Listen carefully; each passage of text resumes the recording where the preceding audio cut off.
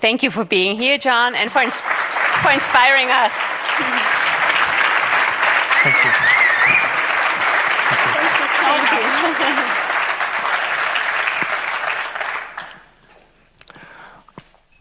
I really just wanted to come to Berlin. I've been to a lot of conscious capitalism conferences, but I've never been to Berlin. So that's how you got me here. And I'm sorry I haven't been at the conference because I've been to a lot of conscious capitalism conferences, and we've been bicycling around Berlin all day and had a wonderful time. The weather's been beautiful. It's a great place to bicycle. And yeah, it's been great. So I always hate to be the last person speaking in a day because people's ability to focus by the end of the day of a conference, starting at 8 a.m., is pretty well ended. In fact, I guess I'm a little jet lagged because we went into that meditation. It's like, I'm not sure I'm going to get out of this meditative state to make my talk. But so they asked me to speak on, I've got, like Raj has written, 2 or 3 books now since Conscious Capitalism came out. When it came out 6 years ago. And I've got a new book coming out about conscious leadership. And we're still fighting with the publisher about the title, even though we turned the book in. And it's something about like how to be a conscious leader, or something like that. But it should be out next May or next June. And this talk I'm doing is actually a chapter in the book, Leading with Love. So, and I'm going to get through it, and if there's time, I'll answer a few questions. Please do not ask any questions about Amazon, because I just don't want to talk about Amazon whenever I go in public. People want to ask me about, what about Amazon's warehouses? And you think they're a conscious company? How conscious are they? It's like, I'm happy to talk about conscious capitalism or conscious leadership or Whole Foods Market or anything, but not Amazon, because everything I say is recorded, the media twist it, and then I get Amazon mad at me. So I'm just avoid Amazon in these public forums.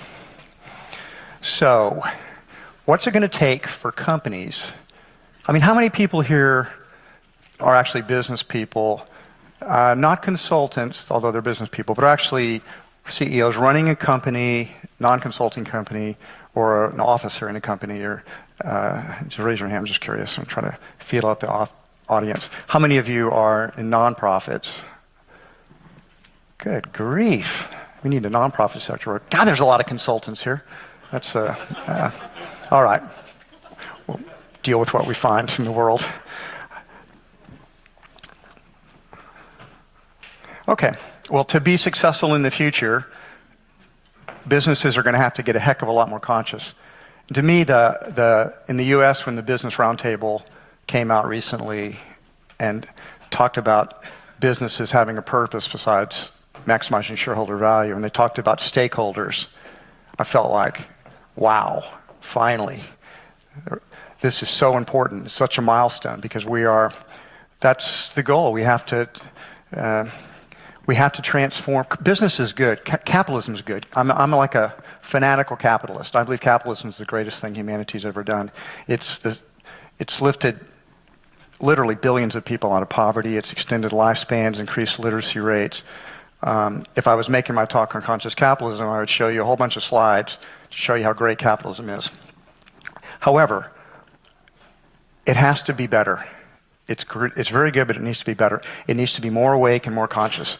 And so some of the qualities that we think, I know when Raj and I were writing the book, Conscious Capitalism, these are things we came up with that we thought were most indicative of where business needs to get to. More awake, more mindful, more conscious. We need to understand the consequences of all of our actions. Why? Because we're completely interdependent. We are all connected together on this planet. We're in an ecosystem that we have to take responsibility for. Gosh, there needs to be to be a conscious leader, we have to be more committed to truth. And there's just so many lies. There's so many lies that are told. It's just very frustrating. Increasingly, as people become more mindful and awake, it's very difficult in business to get away with lying. Because, you get called on everything. So, Increasingly, the sense of right and wrong, strong sense of ethics. Conscious leaders and conscious businesses tend to have a strong sense of what's right and wrong. I'm going to be talking about love today, so obviously I think more love and more care is important. We are in a planet now that's moving away from violence. There's less violence on the planet Earth than ever before in history, although you never know it from the media because all the bad violence gets reported. But statistically, murders, kidnappings, rapes, wars, they're all way down from any other time in history that we know of. More inclusive. We're one species. There's no place for racism or misogyny or all the other things that separate people and keep us from seeing that we are connected, that we are one species, one world. And finally, of course, more environmental awareness. We are in a small planet that we cannot just dump our garbage and our problems and expect them to go away. We have to be conscious. We have to make conscious solutions to our environmental challenges. So, what is conscious capitalism? You know what that is, so I'm not going to get into that in any kind of detail, but you've seen it today with Raj, higher purpose, the importance of stakeholders, conscious leadership being important, and then creating cultures where humans can flourish and thrive. Briefly about purpose, you've heard about it today, but the main idea is that every business has this potential for higher purpose. And the greatest companies that have ever existed and that we admire the most today have a strong sense of purpose. Great companies have great purposes. And even though Amazon is ever since Jeff Bezos became the richest man in the world, they've been under nothing but nonstop attacks. And they are a company that has a higher purpose. They are very customer focused. And they create their business completely around the customer. Amazon to be the Earth's most customer-centric company. Google, our mission is to organize the world's information, make it universally accessible and useful. How many people have used Google in the last 24 hours? Raise your hand. Just curious. The company was only created 20 years ago, and we use it every single day. And it's transformed our lives. It's like you can go into any city, like here we are on our bicycles in Berlin, we just plug in Google Maps, we want to go here, we want to go there, and it just takes you there. It's incredible. Not to mention, all the arguments I now win because I can Google things. And I can just know, see, right here, says this very clearly, that what you believe is, there's no evidence for it. So it's very good at dinners and when you're talking to boring people who are sure they're right and self-righteous but don't really know what they're talking about. Whole Foods Market, our higher purpose, and 41 years now, our purpose is to nourish people and the planet. And of course for us that's a very big word, a very big meaning, because nourish has a lot of different meanings to it, and people and the planet have lots of different meanings to it. So there are different levels to our higher purpose. There's the obvious one, and then there's the deeper and deeper depth that you can go into for that.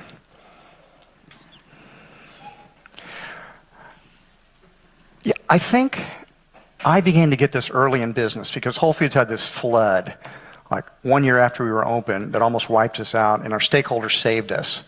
And I write that up a little bit in Conscious Capitalism book. But the point is, all the stakeholders matter, and I think when I saw the interdependence about stakeholders is when I really got it in my brain. They're all connected. You can't manage the business intelligently and consciously unless you're taking care of all of them. Because when you don't take care of all the stakeholders, when you don't create value for all of them, you create these negative feedback loops that eventually come back to bite you. If you exploit your workers, get away with that for a while, but bad things begin to happen and people turn over. You get unions, you get bad press, there's anger, sabotage. So it comes back at you. Obviously, if you don't take care of your customers, create value for them, your business they're gonna go over your competitors. If you try to exploit your suppliers, they have subtle ways of getting back at you as well, and besides not wanting to do business with you. Investors obviously are important, and communities. We all our businesses always exist in communities. We're part of communities. To be conscious is to be responsible and understand if you love your communities and give to your communities, they give back to you. It'll be a theme that you'll see in this talk today. Giving and receiving are one and the same. So, conscious leadership. So Gandhi famously said, we must be the change that we wish to see in the world. And the change that I most want to see in the world, I want to see love. I want to see love in our corporations. So, we have to be that love. If I want more love, I have to be that love myself. I have to show up that way. So again, when Raj and I did some research on conscious capitalism, these are sort of the qualities that we believe conscious leaders manifest. Authenticity, more emotionally intelligent, more caring, more loving, high integrity, purpose-driven, spiritually evolved, service-oriented. And I'm going to get into all of these a little bit right now. Starting with emotional intelligence. So, what is emotional intelligence? So, in my experience, most people don't have very much emotional intelligence because it starts with self-awareness. And it's demonstrably true. Most people are not very self-aware. But what I mean by self-awareness? Well, most people don't understand what their purpose is. They haven't connected with their deeper, higher purpose in life. I'm going to talk a little bit later about how you can find your higher purpose if you haven't already found it. Most people don't understand their emotions. They don't understand they don't know when they're feeling angry, or when they're feeling envious, or when they're joyful, when they feel guilty, or resentful, or depressed. Our emotions just seem to be happening to us. We seem to be victims of our emotions. But as we gain self-awareness, we begin to understand that we are actually creating our emotions. We are the author of our emotions. And once you become more self-aware of your emotions, you can begin to choose the interpretations you make in life that will lead to the positive emotions that bring us joy, happiness, and success in life. So, self-awareness, extremely important. Secondly, empathy. Empathy is fairly rare as well. There's fake empathy, where we pretend to be listening to somebody, blah, blah, blah, blah, blah. When are they going to shut up so I can talk? One of the greatest gifts we can give people is just simply to listen to them. I mean, fully listen, be fully present. And when you do that, your heart opens and you begin to have true empathy. When we put these two together, self-awareness and understanding others, empathy, we have a high degree of emotional intelligence. And we have, at least I'll speak for myself, I have had to work my entire adult life, and I'm still working on being more emotionally intelligent. I'm very fortunate that I married this incredibly spiritually awake woman who is, I will talk a little bit how you learn most in life through relationships. And, she's so empathetic and so caring. She's always helping pull me up. The people that we bring into our lives, they can help lift us up, or they can help take us down. So the choices we make from the people that we really love and connect with make a huge difference on our own consciousness. So spiritual intelligence, I'm not talking about religion. I'm not talking about any dogmas. I'm not talking about beliefs. I'm not talking about converting anybody to anything. I'm just talking about this deeper spiritual intelligence, which is like emotional intelligence squared. So people with a high degree of spiritual intelligence, purpose. Purpose is like, try to imagine that right now while we're sitting here, there's radio stations playing. And if we had a radio with us, we could turn it on and we could hear that music, right? If we don't have the radio, we don't hear the music. But it's happening. The radio stations are playing music and talk shows, and Spotify is playing, and Pandora's playing, and yet we're not focused on that. We're not tuned into it, but it's there. That's the way purpose is. The universe.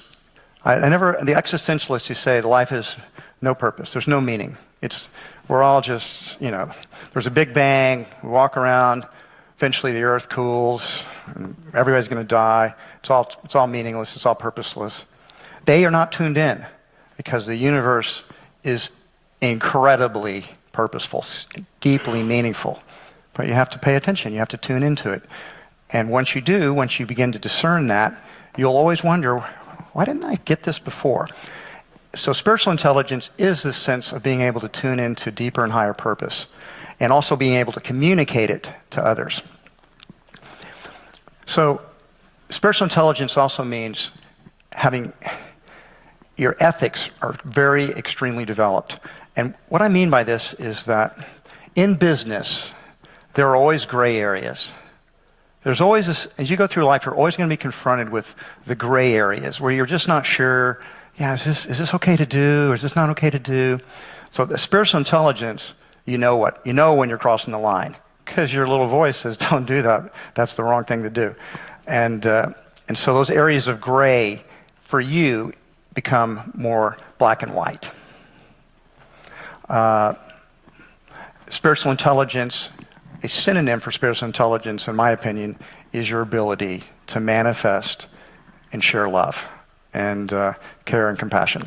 And I'm going to talk a lot about why I don't think that exists in corporations today and strategies that we can do to awaken it. And finally, Plato said the highest values that humanity can aspire to are expressing the good, the true, and the beautiful.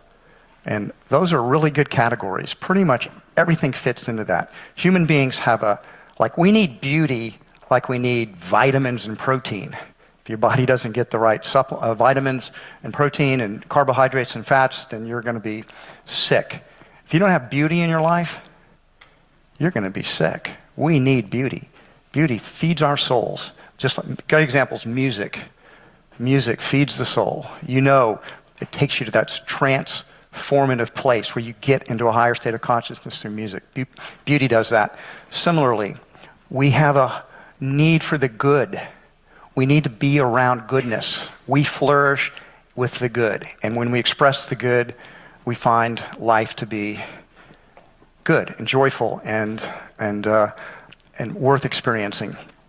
Similarly, humanity does not flourish with lies. We need the truth. And we have to hunger for it, and we have to seek it, and we have to express it. And this is what spiritual intelligence is about. So here are some of the things conscious leaders end up doing. The first one, that's a picture of Whole Foods Market team members in one of our stores. You create a shared purpose. People cannot live without purpose. People who have no purpose kill themselves.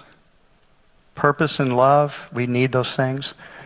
And we have to, as conscious leaders, create shared purpose that others will want to follow. That becomes something that gives their lives purpose and meaning. And this is a very important thing. People spend so much time at work in their lives. Working is how we sustain ourselves, and to work without purpose, to me, is a sad, sad, sad thing. So we're not here to just maintain the status quo. The status quo is not good enough. So a conscious leader has got to work to make the world better in some significant way. And so the conscious leader, how do we make the world better? Well, everybody will find that for themselves. I'll talk a little bit about my own journey. But I know two things. One is that to the degree we can inspire other people, then we help make the world a better place. To the degree that we have enough spiritual intelligence that we can lift other people up to a higher place. I sometimes play a game when I'm with a really, really negative person. And the game is, it's like a Star Wars. And that negative energy is trying to take me down. But I'm like a Jedi Knight. It's not going to take me down. I'm going to lift their energy up. And so the swords are flashing, and sometimes it's a draw. I'm unable to lift that energy up. But I do all that I can not to have that energy take me down. So we are there to inspire people and to mobilize positive energy in this world to make the world a better place.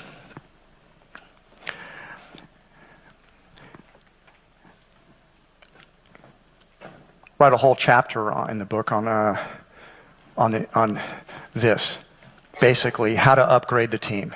If we're going to be successful in business and in life, in any organization, we have to do all that we can to develop other people, to grow and develop other people. And that means their leadership potential, because people have enormous leadership potential.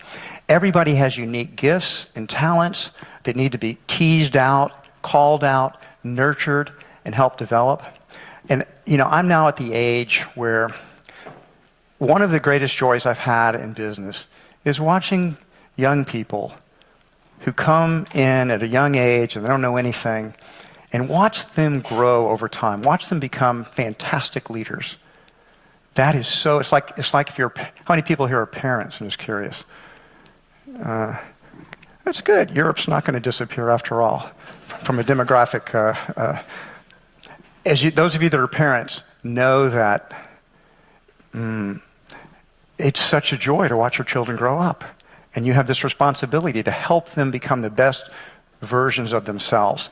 Well, think about that you have the similar responsibility to the people that are on your teams, the people that report up to you. You are helping them to grow. You're helping them to become better people, better leaders.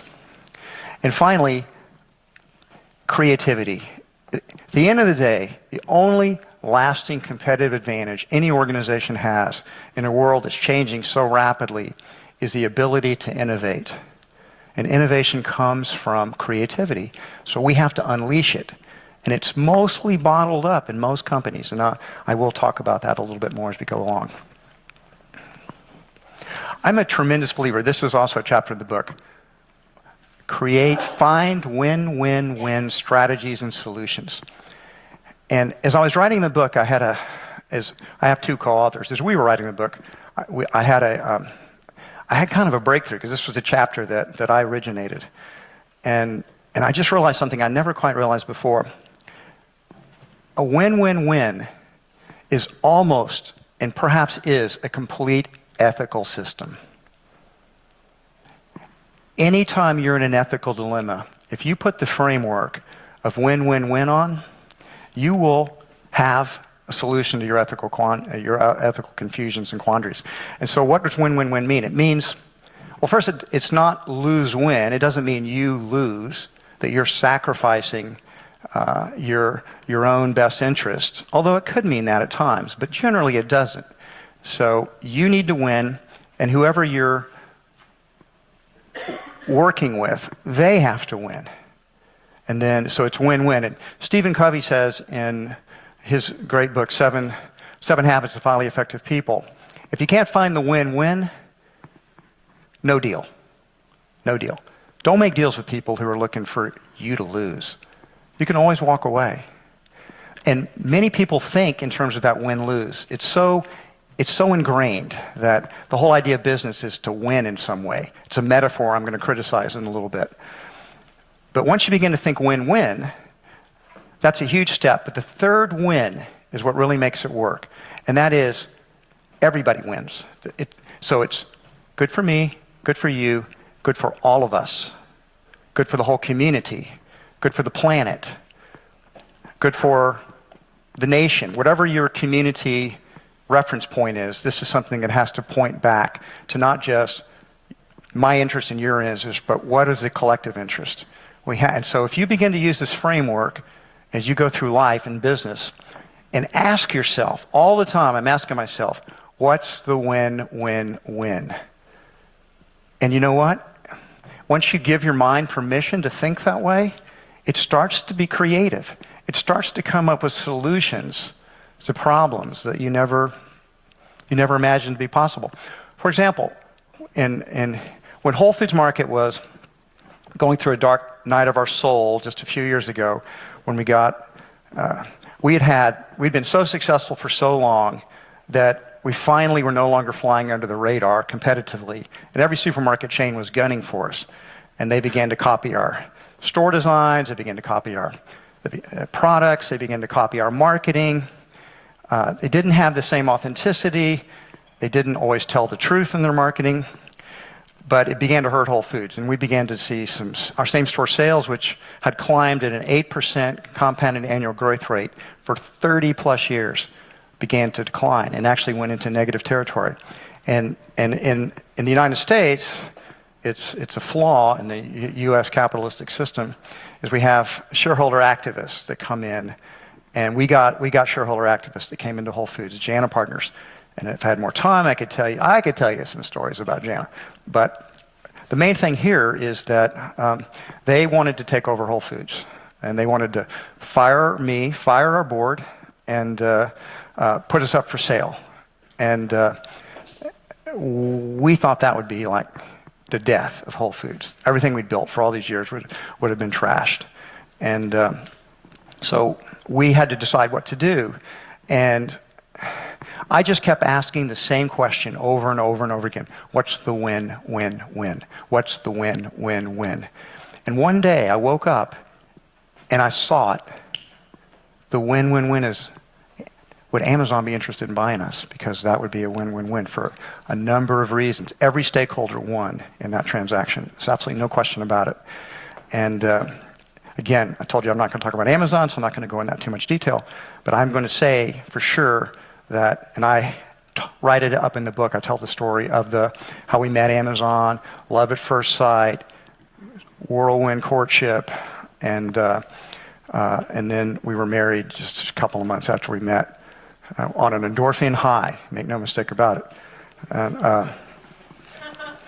And that ended up being truly a win-win-win-win. So you'll just have to take my word for it and buy my book, because I do it in some detail, and I'm conscious of the time today. But anyway, back to the main idea here, that this can prove to be an ethical framework to examine everything you do in business. If you just keep asking that question, what's the win-win-win, you will get some amazing, amazing results. The importance of servant leadership. What do we mean by that? Well, by servant leadership, we mean the leader is not about your ego. It's not about how important you are. It's not about how much money you make. It's not about your status. Where are you in the social pecking order? That's what drives many leaders to want to become leaders. They get more important in the world. And I think the speaker before me was talking about being motivated by a sense of lack. And I think she nailed it. I think that's true. So servant leadership is just basically giving yourself over to your purpose and to the stakeholder model. So you're a leader. If you're a leader in a company, you're serving your customers, you're serving all the stakeholders, and you're serving the higher purpose of the business, and hopefully in a win-win-win manner. Albert Schweitzer, one of my personal heroes, and he said it, it's right here. I don't know what your destiny will be, but one thing I know, the only ones among you who will really be happy are those who have sought and found how to serve. Service, I'm going to talk more about this a little bit later. Service is one of the keys to happiness in life. You can serve your children, you can serve your family, you can serve your higher purpose, but people that do not serve are ultimately trapped in narcissism. And narcissism always leads to misery. It may lead to power, it may lead to wealth, but it will not lead to happiness. Service leads to happiness. You can't get to be a conscious leader. The culture can only pull you up so high. At some point, you have to go beyond the culture, and that comes through your own sense of purpose, your own intentionality, and you have to work at it, is basically what I'm saying, and it's not easy. So I already talked about in emotional intelligence, self-knowledge, but Socrates thought this was the highest thing, to know thyself. So it starts there. It starts again with self-knowledge. So follow your heart and find your purpose. I said earlier that if you don't know your higher purpose, I can tell you how to find it, and you will find it as you follow your heart. So let me give you an example of that, and that'll be from my own life and how I found my own higher purpose. So when I was about 19 years old, maybe I was 20, 19 to 20, I was a student at the University of Texas in Austin, and I was studying philosophy. And I had to get a degree as you know, they're always required courses. Required courses by required professors and required books. And in this particular class, which I needed to get my degree, I did not like the professor. I did not like the books I was being forced to read. I didn't like anything about this class, which began this argument that went on in my own soul that lasted for about 2 weeks between I have to discipline myself, I have to buckle down, I have to do this because this is required, versus I don't want to. I don't want to. I don't like this. I don't like this professor. He's a windbag. He's got nothing to teach me. I don't like these books. They're boring. I don't want to do it. You have to do it, John. Your parents will be so disappointed. You will not get a degree. What are you going to do? It's like, what am I going to do if I get a degree in philosophy anyway? Well, I have to be a lawyer. I don't want to be a lawyer. And so this argument's going back and forth. And then one night, I'm forcing myself to read this book. And I stood up and I threw the book on the table and said, I'm not going to read this book. And I started working through them. Okay. I dropped the course the next day. And from that point onward, I never took another class that I wasn't interested in. I've never read another book I didn't want to read. And of course, my parents were really angry at me. However, so I now have, like, in US terms, I have 120 hours of electives. And close to a 4.0 perfect score, but no degree. And that doesn't even include all the classes I audited. And that led to me finding my higher purpose, because from that point onward, I began to be authentic and true to myself. And so, like a year later, I moved into this vegetarian co-op in Austin. I wasn't a vegetarian. I just was interested in all things counterculture. So I moved in. I thought, man, I'm going to meet some super cool people in this vegetarian co-op. And I did. I met my girlfriend that I ended up starting Whole Foods with. But I also learned everything about food. My food consciousness awakened in that co-op. These were a bunch of vegetarians. They knew a lot more than me. They woke me up. I became a vegetarian. I learned how to cook. I was on fire about natural and organic foods. All I wanted to do was, I read cookbooks for fun. I just wanted to spread natural and organic foods just for transforming the world. I was so excited. And I remember one day coming back to the co-op and talking to Renee. And I said, Renee, my girlfriend, and I said, what if we started our own natural food store? She looks at me, she says, oh, Mackey, man, that would be so cool. Term of endearment. And so at that time I was 23, Renee was 19. So we did. We started a business up, we went out and hustled, we needed to raise $50,000, we raised $45,000, that's all we could get. And from friends and family, a typical thing. And so Renee, well, my resume reads dishwasher, busboy, boys camp counselor, CEO Whole Foods Market. And I had no experience. It was crazy, except for one thing. I was absolutely on fire. I was fulfilling my own higher purpose in life. I was so passionate. I had taken no business classes. I read hundreds of business books. I couldn't get enough of it. I'd start in a business. I needed to know what was going on. And then every time we'd make a mistake, and we made so many of them, we'd learn from it. And the business just took off. And I will come back to Whole Foods in a little bit. But that is how I found my own purpose in life. It was actually by stopping doing what everybody else wanted me to do, my parents, my friends, and just got in touch with what I cared about.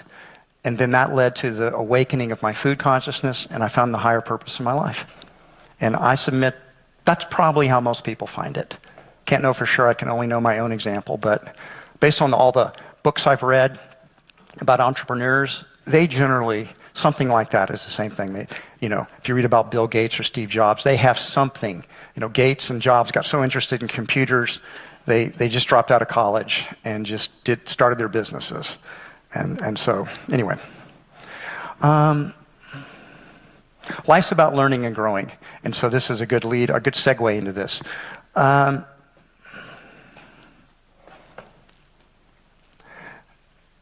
When you're a kid, you always are learning. If you have a parent, you watch your kids, every single day they seem to be learning something new. It's like, oh, this is so cool. Well, why does it stop for us? We should learn every single day. Every single day is an opportunity to learn and grow, become wiser, kinder, better. And I actually think when you stop learning and growing, you're starting to die. I really do. So, if we're gonna learn and grow, we're gonna make mistakes. We're gonna have to learn from those mistakes. We have to be willing to take chances. Relationships, and at least in my own life, but I think for most people, I've learned more in my relationships than anything else. I learned more from my parents. I particularly learned from my wife, who's just very spiritually awake, very very conscious, and very very patient. And has helped me tremendously. But also friends. You know who a friend is? A friend is somebody who will tell you, a friend is somebody who's happy when you're successful and sad when you hit a bad time. That's how you know who your true friends are, by the way. They're not envious of you when you're successful. And they're not gleeful when you're down. Okay? Those are your true friends. And anybody that's not that way is not really your true friend. But your friends are also the ones that will tell you the truth, give you the hard feedback you need to hear. Because most people won't, particularly if you're a successful person in the world. Most people, they pander to you, they flatter you, they try to tell you things. Your friends will tell you the truth. So you will learn the most in life from your relationships. We can't learn anything unless our hearts and minds are open. And most people get hooked on some kind of ideology that they use as a framework. They judge everybody in terms of their ideology, and that keeps them from learning and growing. And then practice the virtues of gratitude, care, compassion, generosity, and forgiveness, which I'm going to talk a little bit more about soon. I like this picture because I was a young man, relatively young. This is actually on my wedding day, 37, and that guy next to me is my father, who... my dad was my mentor. I really believe the importance of mentors and coaches. I think those are very, very important. In my case, remember all those classes, all those electives I took in college? Well, none of them were business classes.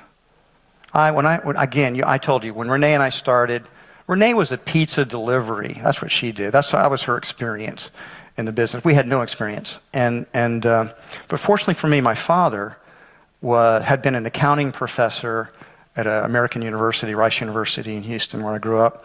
And then he went into business and became a CEO of a public hospital management company before he retired. And so from age 24 to 40, 16 years, I never made a major decision in Whole Foods that I didn't check out with my dad first. And that was a very fortunate thing, because I'd have driven the Whole Foods bus right off a cliff. I tried to several times. Fortunately, my dad grabbed the wheel and said, "Don't do that. That's a stupid thing. Don't do that. That's a very, very bad idea, John. Don't do it." So we had this great relationship. It was very close to my dad. And then something happened at about my age 40. At age 40, Whole Foods Market had gone public. And we'd been public for a couple of years. And then my dad was in his 70s, and he was gotten increasingly conservative. He'd becoming fabulously wealthy. My dad made so much money on Whole Foods Market going public, become very wealthy, and he just didn't want to lose that money. He was in a different place in his life cycle than me. What I wanted to do, I wanted to grow Whole Foods Market. I really wanted to grow it. We only had that time, and after 2 years after going public, we had about 20 stores. I thought, man, we can make this company really big. Dad, take the foot off the brake. Let's gas this thing up. Let's get going. And he said, John, we're really successful. Let's not screw up here. And so we were fighting each other. We'd be in the boardroom screaming at each other. And I'm a public company where these father-son yelling at each other. Got these outside directors like, what is going on here? This is not the way a company's supposed to be run. And then I realized I actually needed to fire my dad. I needed to fire him as my mentor. I needed to fire him off the board. And that was such a difficult decision. And I remember going to him and I said, Dad, this whole thing is wrecking our relationship, wrecking the company. I really want to grow Whole Foods. So here's what I want you to do. I want you to leave the board, and I want you to sell half of your stock tomorrow. And you'll have all the money for the rest of your life. You'll never have to worry about money ever again. But leave half of your stock in there, because we're going to grow Whole Foods. It's going to be amazing. You just stand back and watch what's going to happen. And my dad said, John, you know what you're doing. I said, Dad, I'm 40 years old. I'm 40, Dad. And he said, 40? You don't know anything. and I knew more at 40 than I knew at 24, that's for sure. But my dad was kind of right. I didn't know that much at age 40, not compared to what I know now, and probably I'll know less today than I'll know in about another 10 years, hopefully. At some point, the brain begins to disintegrate, and you actually don't know as much anymore, but I'd like to think I'm still ascendant. But anyway, I'm telling you this story because we need mentors and we need coaches. And by the way, the company exploded after my dad left the board. We grew. The stock price had doubled within a year. And so my dad was actually worth more money a year later, even after selling half his stock, than he was before. So he admitted that it was a good decision, and we made up and we lived happily ever after, at least until he died. So the point of this story is we need coaches, we need mentors. So if you're an entrepreneur and you have a business, you need someone to help you, someone that's a little more experienced, a little more seasoned, just to bounce ideas off of. So I really do believe in executive coaching movement. At Whole Foods now, we're running a lot of our senior executives through executive coaching programs and leadership training and development. And then there does come a point where you may need to fire your coach and mentor, though. And that was my big takeaway from this story.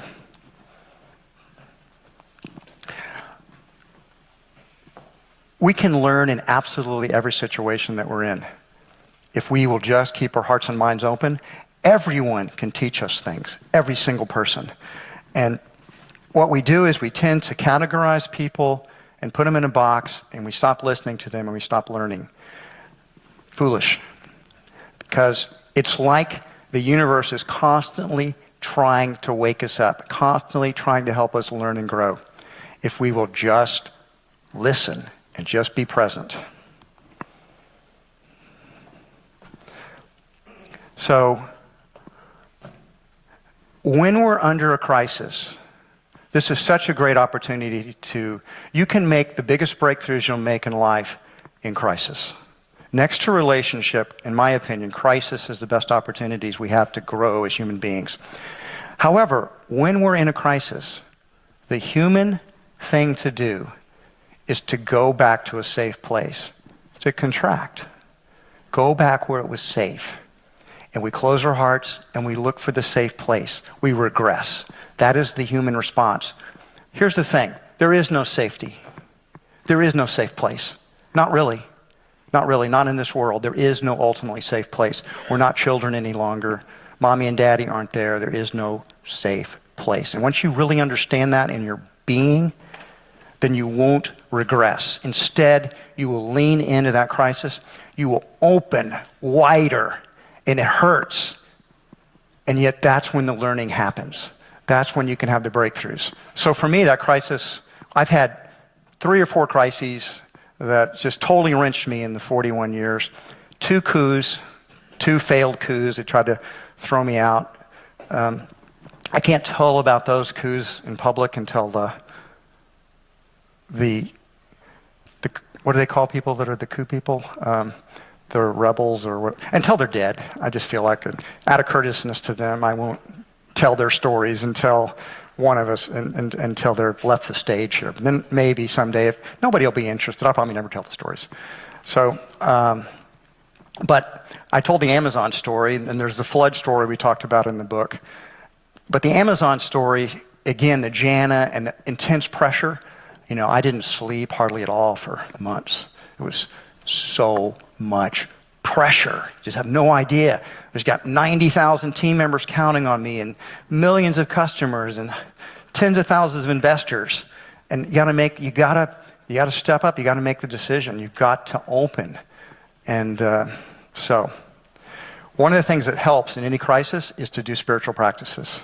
This is the time to try to meditate, to quiet that mind down, because your brain starts going like, the speedy brain is insanity. When people are nuts and insane, they have a mind they cannot shut up. It just blah, blah, blah, blah, blah, blah, blah, blah. Fear begins to run rampant. So spiritual exercises can quiet the mind. And when the mind is quiet, then the little voice, the deeper voice, can speak. It's always speaking. We just can't listen to it. We can't hear it because blah, blah, blah, blah, blah, blah, blah. So you've got to quiet the mind. Difficult to do in crisis. So very important to engage in spiritual practice and meditation during that crisis in particular. Here's a paradox. Almost all the greatest wisdom of humanity is collectively available at the touch of our fingertips right now, virtually for free. And yet, just like we poison our bodies with junk food, we poison our minds with junk information. It's a simple, sad tale about humanity that we could get into the reasons why humanity wants to poison its body and poison its heart and poison its mind. It's a spiritual sickness. However, I'm trying to make you more conscious of it. Study the writings of very wise people. And when I just tell you how my daily practice is. I am a business person. I'm very busy. If I can meditate 15 minutes, 20 minutes, I feel like I'm such a spiritual hero. That's so important. But I do it in the morning. So I start my day off with gratitude practices. I'm going to talk about gratitude in just a couple minutes. I start with gratitude practices. Then I read 10 minutes of some type of spiritual text that will get my mind in the right place. And then I'll meditate for 15, 20 minutes. And then I start my day. And I try to do that wherever I am. Otherwise, you know how we're busy. Business people are busy people. And we get caught up in the day. And then we race off. So starting that day off right is very, very powerful. Here we go. Spiritual exercises. I've done all of these at some point or another. Any of them work if you just practice them. If you don't practice them, they don't work. Guess what? But if you practice them, they do work. And they compound over time. So the question is, can you build a business based on love? You can, but it's not very easy. And mostly because love is stuck in the corporate closet. Why? Why are we so terrified of love in our organizations? And we are. We keep it locked up. We're afraid of it. I'm convinced the main reasons we do is because of the way we think in business about the way business world works. The metaphors that we use to think about the world structure our consciousness. And the major metaphors that dominate business thinking all are around hyper-competition in one form or another. Starting with war metaphors, right? So we're going to kill those guys. Let's go into the war room and plot our strategy for world domination. Kill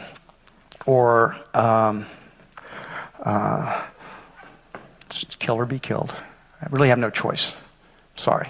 I know I've got to do this for the good of the organization. And I think the point of it is that there's no place for love at war. Love is something you got to check at the door because we're at war here. And that stuff's going to weaken us. Love is going to weaken us. It's going to make us soft and sentimental. Can't have it.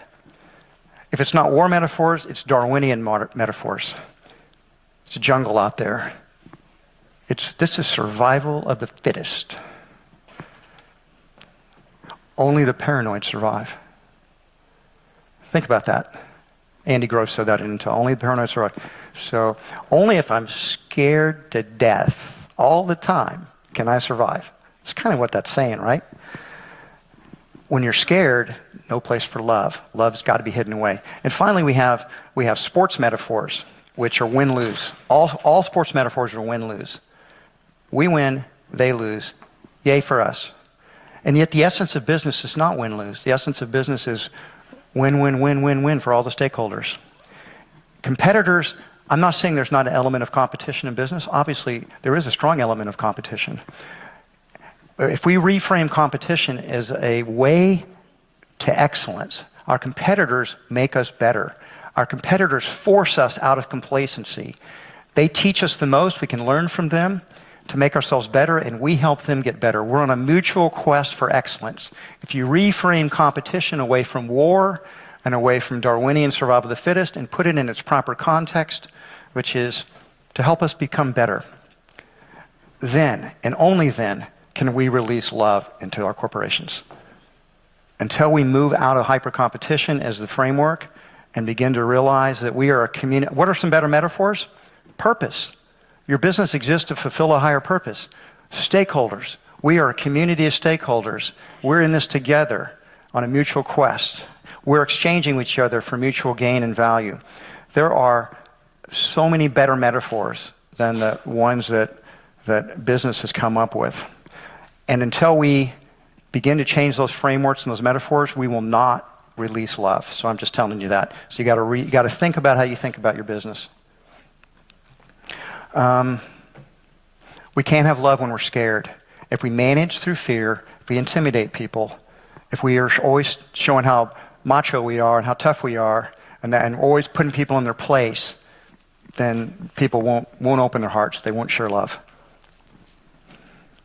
If you want to create an organization with more love, promote loving people. It's not that hard. Promote the people with a higher degree of emotional intelligence. I always say basic intelligence is like the ante in the game. Yeah, you don't want to promote stupid people. You need smart people. But you want smart people that are also emotionally intelligent. You want both. If you get nothing else out of my talk today but this one thing, you'll go away a much more skilled leader. People flourish when they are appreciated. Authentically appreciated. At Whole Foods, we end all of our meetings with appreciations. In fact, appreciations became such a big deal at Whole Foods that the value of that is it's very difficult to maintain judgment of people who've just appreciated you. Somebody who you've been, you're in a meeting and you're judging this person, and then all of a sudden you get appreciations and Mary says, gosh, I really want to appreciate John for all the thoughtful things he did when he visited our store and our stores and the kind things that he said. I'm thinking, yeah, I know maybe I misjudged Mary. She's actually she's a really good person. And of course, when you're doing appreciations yourself, you cannot authentically appreciate anyone without an open heart. You just can't do it. To appreciate means that you open your heart, and your appreciation is a form of love. And so when you open the heart is when you do an authentic appreciation. So we end our meetings with appreciations. And at Whole Foods, like our top 30 executives come together several times a year. We end our meetings with appreciations. We used to have to do appreciations like over a 2-hour period because it just went on and on and on. We didn't want to cut anybody off. People are doing this love, and it was really great for morale, but it was taking a lot of time. So then we went to say, okay, here's the deal. You get to appreciate 3 people. That's it. That's the cutoff point, just 3 people. And then people started gaming it because they'd group them into, a bunch of people into one appreciation. And so then we had to just make it simple. Listen, think about this very hard. You get 1 appreciation. You can go appreciate everybody after the meeting, but you get 1 public appreciation. And now we get our appreciations done in about 30 minutes instead of multiple hours. But try this in your organizations. I promise you, if you do this, this one practice will transform your organization if you do it.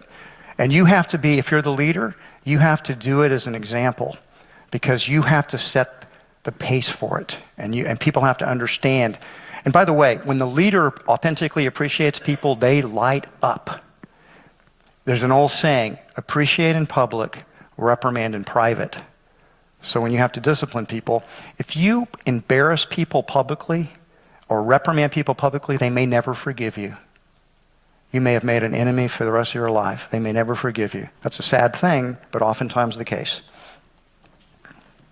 Now I'm just going to get to the heart of this thing, and I'm not almost done, but we're going to talk about love. We're going to get into the guts of it. Love is a complex emotion. It has many different sides to it. It's like there are many faces to it. So to really practice love in our lives and in our work, we have to practice the various faces of it, starting with gratitude. Remember how I said I start each day with a gratitude practice? When you are truly grateful, you're no longer concentrating on your own problems. Most people's consciousness contracts down to their worries and their fears and their grievances. That's the inner dialogue that we often experience. But when we practice gratitude, we shift it. And here's the reality. We should be grateful. That's a simple fact. Do you know how amazing it is to be alive? First of all, there's never been a better time in the entire history of humanity than to be alive right now. This is the best time there has ever been. That's a good place to start for gratitude right there. But how about this? We are alive. You ever just think about that? How amazing that is? We can touch. I can walk. I can feel. I can love. I can sing.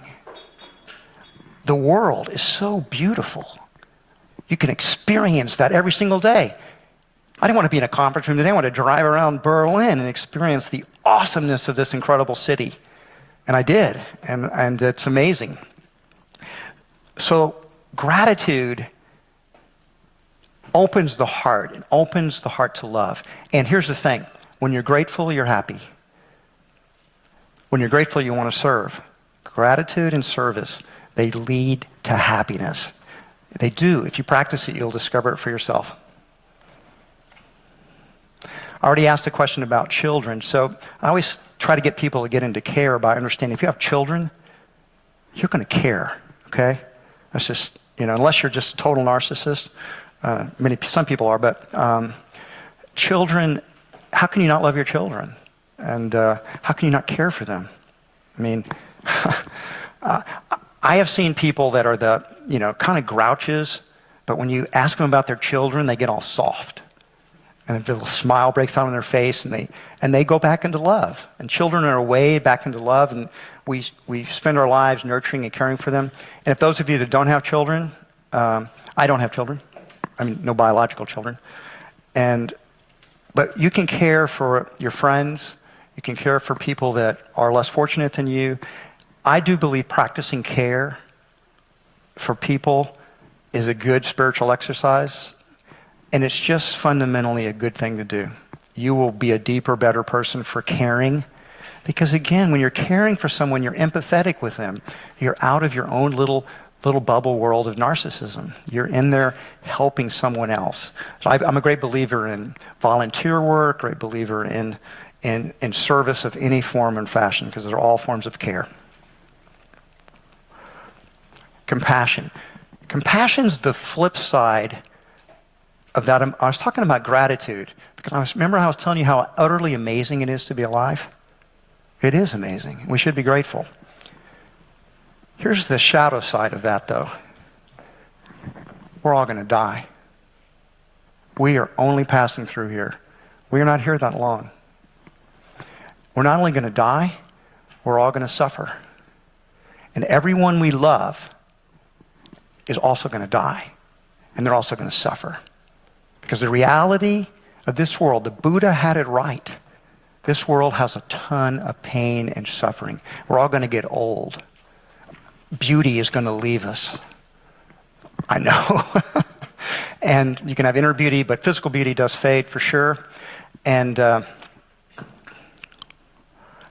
there's only one appropriate response to the pain, the outrageous pain and suffering that exists to be alive, and that is compassion.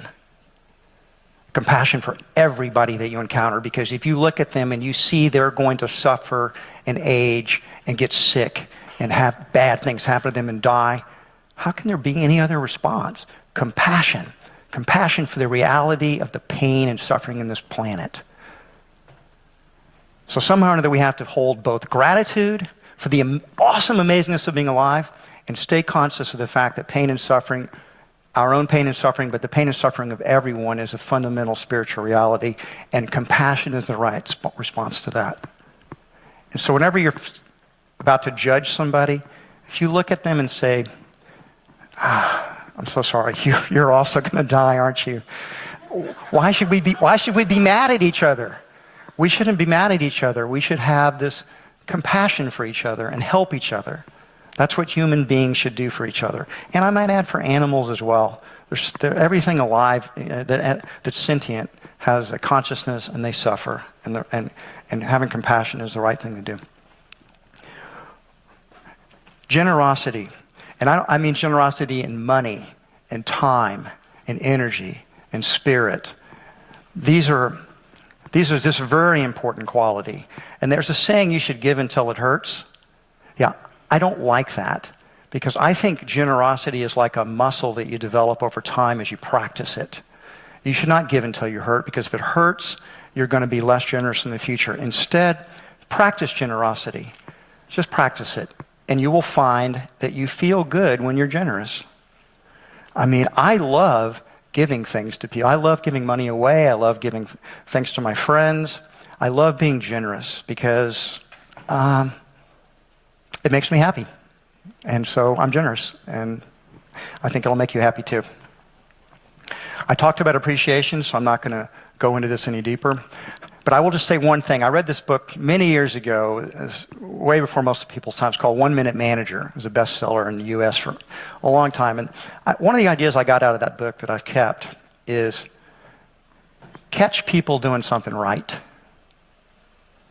Because that's so that is so good. When I go tour our stores, the last thing I want to do is be a fault finder when I'm in the stores. Now, somebody has to be a fault finder. We need to hold our stores up to high standards. But it's very important that I not be the fault finder, because at Whole Foods, like it or not, I'm daddy. And when daddy comes, they fix the stores up. They might get up at 3 a.m. in the morning to go start fixing their produce up. And recently, in fact, I was touring these stores in Colorado, and this woman comes up to me and she says, "You're John Mackey, aren't you?" And I said, yes. And she said, "The store never looks this good." "I think they did it because you're here." And I said, "I think that's right." "Well, how come it can't be this good all the time?" And I looked at the leadership and I said, "Hey, how about that?" But the point is, they don't want my judgments. They want my appreciation. They want me to catch them doing something right. They work their asses off to make the store look good for me. And I just go into those stores and I just go around appreciating everybody, getting my picture taken. Oh my God, I hate Instagram. Because I have to just pose for pictures when I'm on a tour in the store. And each picture is just chronicling my aging process. So do appreciate each other. Catch people doing something right. And of course, we have to hold our standards. This does not mean that we don't hold high standards. It just means people do better when they're loved and appreciated. It's just the way it works. And the final thought I'm going to leave you with here is forgiveness. This is the toughest face of love to practice. And the reason it's so tough is because we think if we forgive someone that we are condoning their actions. That is the mistake in consciousness that we have to overcome. Because to forgive someone is not to condone their actions. It's simply to let go of the poison that you've put into your own soul by holding on to this judgment and grievance. And people that hold on and nurse grievances, if they could ever do a study, they get cancer, or they have heart attacks, and they're unhappy. It's kind of like the saying is, it's like we drink the poison that we really want to give to somebody else. We drink it ourselves. And so it makes us sick. It makes our soul sick, and it makes our body sick. So how do you forgive people without condoning them? Condoning the actions? You have to practice it. You just have to do the spiritual work internally. And the simple thing to do, particularly if you're doing a morning practice or sometime you're doing some type of even a brief spiritual practice, you just what I do is I just visualize the person in my mind. And then I just say, I forgive you. I wish you well. I wish you peace. I remember that they too are going to die. They too are going to suffer. And whatever they did it out of some fear or greed or selfishness, something I know is not going to make them happy. And I just try to let it go.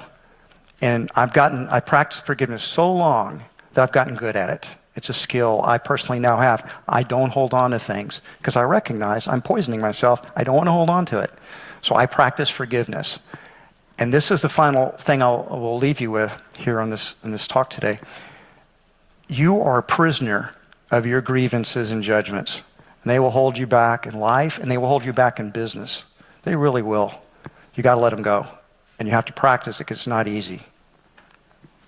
So I'll conclude by saying personal growth is a choice.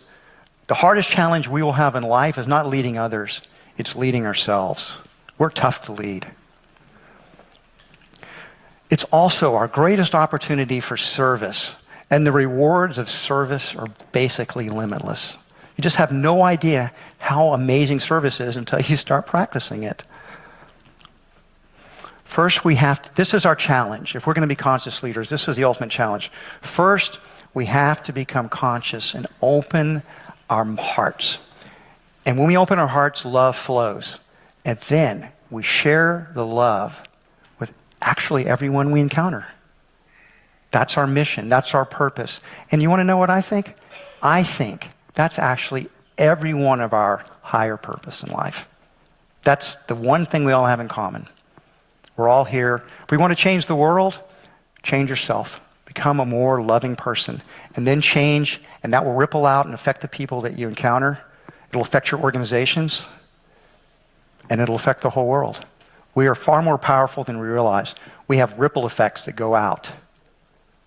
That's the higher purpose that unites humanity, to wake up and love each other.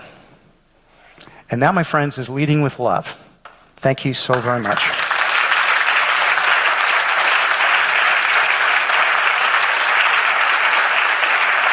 Thank you.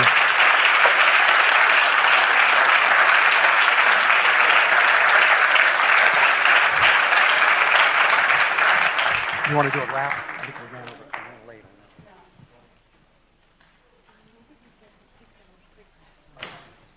3 questions. Like appreciations. There's 3 questions, and then we're done. If anybody has a question. Thank you so much, John, for sharing this. As a student, I always have this dilemma. So I've been listening all day, and the key takeaway for me is that change starts at the top, and leaders can bring about change in a more efficient manner. And the debate I have with myself regularly is that if you have to be at the top, do you join the system, be part of it, be part of the toxicity, and then once you're at the top, do what you have actually been meaning to do, versus hold on to your values even when you're at the bottom and make your path to the top slowly, but stick to your values. So the core question is, do ends define means? And what's your thought on tackling this dilemma? Is it internalizing oppression, or is it the pragmatic way to reach the top and then have the most impact? I think that's like 5 questions, but look, I mean, I told you my story. I told you what I did. I followed my heart. I found my purpose, created a company. So that's my answer. I can't tell you what your purpose is or your direction should be. I can only share my own journey, and you have to find your own way. Personally, obviously, I'm an entrepreneur, so I'm a great believer of, I mean, you already answered it the way you structured the question. Should I go in this toxic world and try to raise to the top? Do I need to be an asshole and a jerk, and then someday I'll be a good person? You need to be a good person right now. Right now. And if you can't be a good person in the organization you're in, leave that organization. Go find another one or start one yourself. That's my answer to that question. Question number 2.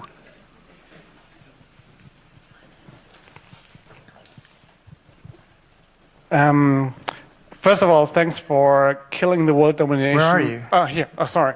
Oh, good. I need to read it up. Thanks for killing the world domination metaphor in my talk. That's my appreciation. And the question is, you said you should try to listen to everyone. And do you actually practice that? No, of course not. Okay. I am continuing to try to learn and grow all the time. I do not hold myself out as a perfect human being, enlightened person. I just am who I am. I'm trying to share what I've learned. And and there's a saying, you teach what you're trying to learn. I'm teaching something I'm still trying to learn. So I'm a lot better listener today than I used to be, but I'm not as good a listener as I want to be. Question number 3.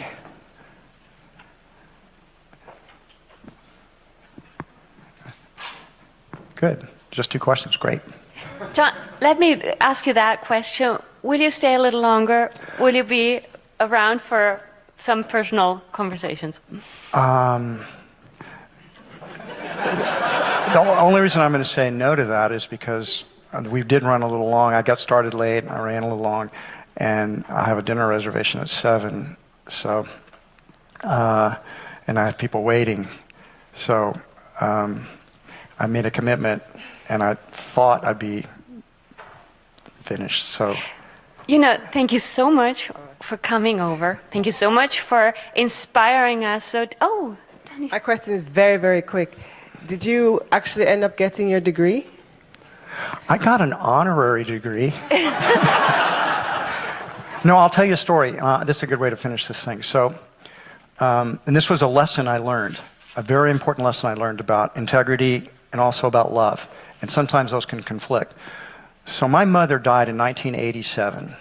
And the last time I saw my mother on her deathbed, she said, "John, I want you to promise me that you will go back to school and get your degree." She said, your father and I, we gave you a good foundation in life, and you are wasting it. You are nothing but a grocer. You could be a doctor, John. You could be a doctor. You're smart enough. You could be a lawyer. Make something of yourself and just promise me you'll go back to school.